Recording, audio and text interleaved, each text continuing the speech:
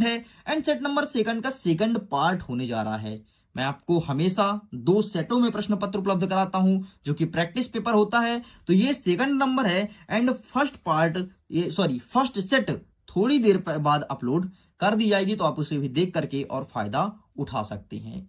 इतना ही नहीं, अगर आप इन सब प्रैक्टिस पेपर के पीडीएफ को डाउनलोड करना चाहते हैं, लिंक डिस्क्रिप्शन बॉक्स में है, चेक कीजिए, अपने पीडीएफ को डाउनलोड कीजिए एंड अपने प्रिपरेशन को बेहतर बनाइए। अभी तक में मिडिल एजुकेशन ने लगभग 1000 से ज्यादा स्टूडेंट को टॉप करा चुका है, जिनके परसेंटेज 95 प्लस देखने को मिला है। इस बार आपकी बारी है, मैं उम्मीद करता हूं आप भी टॉप करेंगे और अपने परसेंट को बेहतर बनाएंगे। तो चलिए स्टूडेंट्स, हम पार्ट नंबर सेकंड को स्टार्ट करते हैं और देखते हैं कि किस प्रकार से क्वेश्चंस हमारे एग्जाम में देखने को मिल सकता है। पार्ट नंबर फर्स्ट में हम प्रश्न क्रमांक 8 तक कवर कर दिए थे, सेकंड में प्रश्न क्रमांक 9 से कवर करेंगे। तो आप सब तैयार हैं? एक एक चीज को आसान भाषा में समझेंगे, फिर उसके आंसर को देखेंगे। हमारा प्रश्न क्रमांक 9 कह रहा है कि परशुराम के क्रोध करने पर लक्ष्मण ने धनुष टूटे जाने की कौन कौन सी तरकें दी है। मतलब जब राम भगवान ने धनुष तोड़ा तो परशुराम दौड़े चले, बहुत गुस्सा मारे कि अरे भाई साहब, इस भारत देश की मिट्टी में कौन ऐसा माई का लाल पैदा लिया जिसने शिव धनुष को तोड़ दिया। तो लक्ष्मण बोलते हैं, देख यार परशुराम भाई, शांत बैठ जा। जिस धनुष की तू बात कर रहा है ना, वैसे धनुष को मैंने बचपन में बहुत तोड़ी है। जिस धनुष की तू बात कर रहा है ना, वो कोई बहुत हैवी धनुष नहीं था, बहुत मामूली सा धनुष था। इससे हैवी धनुष हमने तोड़ बैठे हैं।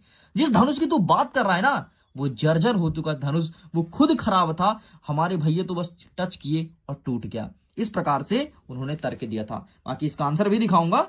मैं उम्मीद करता हूं तर्क आपको समझ आया होगा। अब आइए आंसर देख लो एक बार, तो तुम्हारे पढ़ाई जो कर रहे हो वो और बेहतर हो जाएगा। देखो, पहला पॉइंट, दूसरा पॉइंट, तीसरा पॉइंट, चौथा पॉइंट, ठीक। बाकी वही जो इसमें लिखा है वही मिडिल एजुकेशन आपको बताया है। चलिए, प्रश्न क्रमांक 9 का अथवा कह रहा है, लक्ष्मण ने वीर योद्धा की क्या क्या विशेषता बताई है। उन्होंने एक चीज ही कहा है कि वीर योद्धा कभी भी स्वयं की तारीफ नहीं करते हैं, अपने बारे में नहीं बताते हैं कि मैं ये चीज हूं। तो लक्ष्मण ने ये चीज को कहा है एंड यही आपको लिखना है। ठीक है, मैं दिखा देता हूं आपको, ये रहा। ठीक, क्या क्या विशेषता यहां पर है, आसान भाषा में मैंने आपको बता दिया। चलिए आगे बढ़ते हैं। प्रश्न क्रमांक 10 कह रहा है कि चौपाई छंद का परिभाषा उदाहरण सहित लिखना है। तो सिंपल से यार, चौपाई एक सममात्रिक छंद है, इसमें प्रत्येक चरण पर 16-16 मात्राएं होती हैं, बस इतना तो लिखना था। लेकिन आंसर दिखा देता हूं, ये रहा।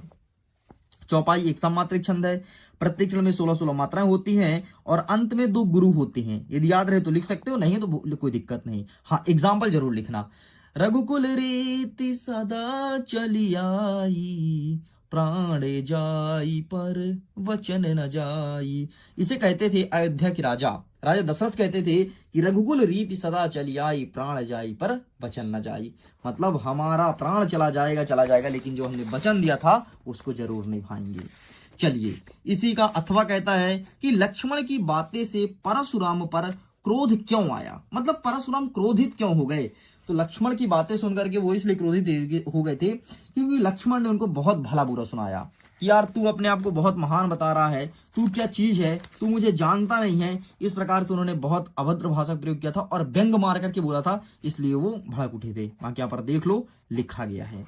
चलिए साइड करते हैं। नेक्स्ट कहता है प्रश्न क्रमांक 11, सेनानी ना होते हुए भी चश्मा वाले को लोग कैप्टन क्यों कहते थे। ऐसा क्या रीजन था कि उन्हें लोग कैप्टन कहकर के बुलाते थे। तो सिंपल सा रीजन ये था कि जो वहां पर मूर्ति थी ना, तो मूर्ति पर वो चश्मा लगा दिए थे। ठीक, अब देखो आंसर यहां पर लिखा गया है।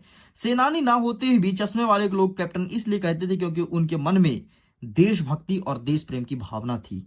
नेताजी की मूर्ति जो चश्मा विहीन थी, उनका हृदय आहत हुआ था और उन्होंने नेताजी के मूर्ति पर चश्मा पहनाया था। मतलब देश के क्रांतिकारी के प्रति अपार श्रद्धा थी, इसलिए लोग उन्हें सेनानी कहते थे। मतलब ये तो सेना है। ठीक है, आगे बढ़ते हैं। अथवा कहता है, नेताजी सुभाष चंद्र बोस की मूर्ति को देख करके लेखक के मन में कौन सी कमी खटकी। तो लेखक के मन में यही कमी खटकी कि नेताजी सुभाष चंद्र बोस जो चश्मा पहनते हैं और इस मूर्ति में उन्होंने चश्मा पहना ही नहीं है। ठीक है, यहाँ पर देख लो, वही आंसर लिखा गया है। मूर्ति पर चश्मा नहीं दिख रहा है, उन्हें चश्मा की कमी खटकी, बस यही लिखना है। ठीक है, जो मैं सुना रहा हूं ना तुमको यार, वही सब लिखना है। नेक्स्ट कहता है कि कैप्टन कौन था, वह मूर्ति के चश्मे को बार बार क्यों बदल देता था।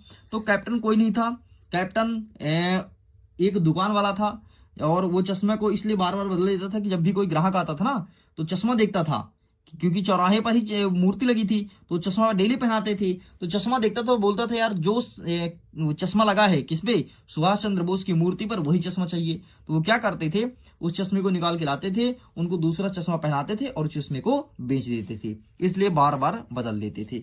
आंसर क्या लिखोगे ये भी दिखा देता हूं, ठीक है, 1 सेकंड जस्ट वेट। ये रहा जी, ये आंसर रहा, आप इसका फोटो क्लिक कर सकते हैं। साइड करते हैं नेक्स्ट। इसी के अथवा में कहता है कि नेताजी की मूर्ति पर कौन सी कसर खटकती थी और क्यों? वही चश्मा खटकती थी, क्योंकि उनकी मूर्ति पर चश्मा नहीं लगा था। आसान भाषा में यही उत्तर है। बाकी लिखना कैसे है ये भी दिखा देता हूं, ये रहा, ठीक, पूरा पढ़ लेना, यही लिख के आना है। आगे बढ़ते नेक्स्ट कहता है 13वां नंबर, भगत की पुत्र वधू उन्हें अकेले क्यों नहीं छोड़ना चाहती थी? इनकी भी कहानी सुन लो। क्या हुआ था, भगत की कोई बेटा नहीं था, ठीक है, और भगत अकेले बचे थे, उनका तबीयत भी खराब रहता था, उनका स्वास्थ्य भी गड़बड़ रहता था। उनकी पुत्री कहती थी ना यार कि हम अकेले इनको नहीं छोड़ेंगे, क्योंकि इनका देखभाल कौन करेगा, इसलिए वो उन्हें अकेले नहीं छोड़ना चाहती थी। यहां पर लिखा है इसका आंसर, स्क्रीनशॉट ले लो, ठीक है। देखो यहां पर क्या चीज लिखा है, वह उनके लिए भोजन और दवा दारू का प्रबंध करना चाहती थी। वो दारू थोड़ी ना पीते थे, दवा ठीक है, दारू नहीं लिखना चाहिए, ठीक है, लेकिन किताब वालों ने चलो छाप दिया, लेकिन अपन को ध्यान रखना है।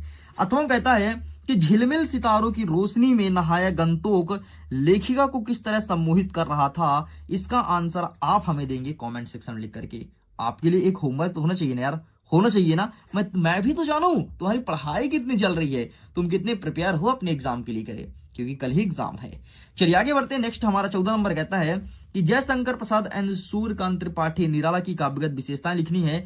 इसके लिए मैंने पीडीएफ शेयर किया है, व्हाट्सएप ग्रुप में शेयर किया है, टेलीग्राम पर शेयर किया है, तो वहां से देख लेना। और अगर अभी तुमको नहीं मिला है ना तो पीडीएफ को मैं अगेन शेयर कर दूंगा, बढ़िया, खुद मैं लिखा हूं, अपने बढ़िया टाइपिंग करवाया हूं, तो वो चीज मैं तुमको दे दूंगा। स्वयं प्रकाश का, यशपाल का, ये चारों चीज का दे दूंगा, चारों व्यक्ति का, आप वहां से देख लेना। बढ़िया ट्रिक दिया हूं, ठीक है, उसमें आपको ट्रिक मिलेगा, आपको फिर रचनाएं मिलेगा, जीवन परिचय कैसे लिखते हैं उसका ट्रिक मिलेगा, फिर रचना एकदम आसान भाषा में, ठीक है, फिर भाषा और शैली कैसे प्रयोग की एकदम आसान भाषा में, जो लिखना चाहिए एग्जाम में, वही चीज दिया हूं, देख लेना, बहुत फायदा मिलेगा, क्योंकि अभी तक में 10,000 से ज्यादा बच्चे इसका फायदा उठा चुके हैं।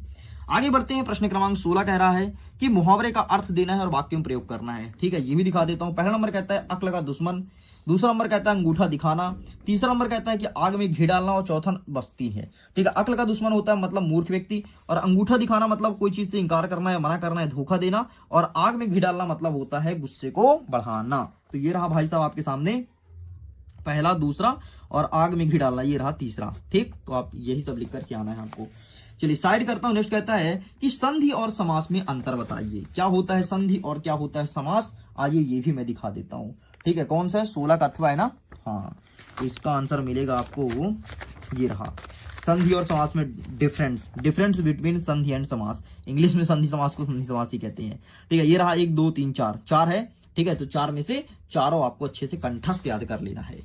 आगे देखते हैं। नेक्स्ट क्वेश्चन कहता है कि भोलानाथ अपने साथी को देख करके सिसकना क्यों भूल जाता है, ठीक है। सिसकना मतलब वो रो रहा था, बहुत फिसक के रो रहा था, जैसे तुम रोते ना, मम्मी कूटती थी छोटे में, अब तो खैर बड़े हो गए, अब तो कुटाई नहीं होती होगी, हो सकता है किसी की अभी भी कुटाई हो जाती हो, बहुत उदंड हो गए है ना, कुछ को कुछ करते होगे तो मम्मी आके कूट देती होगी।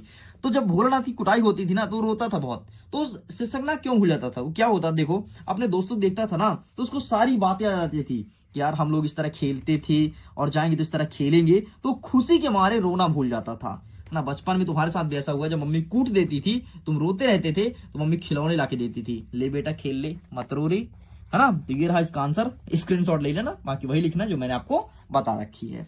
आगे देखते हैं। अथवा कहता है कि मूर्ति पर लगे सरकंडा का चश्मा क्या उम्मीद जगाता था? अरे भैया सरकंडे का चश्मा ना, बहुत प्रश्न आ रहा है यहाँ से एग्जाम में, बहुत ज्यादा, और बहुत इंपॉर्टेंट चैप्टर है यार।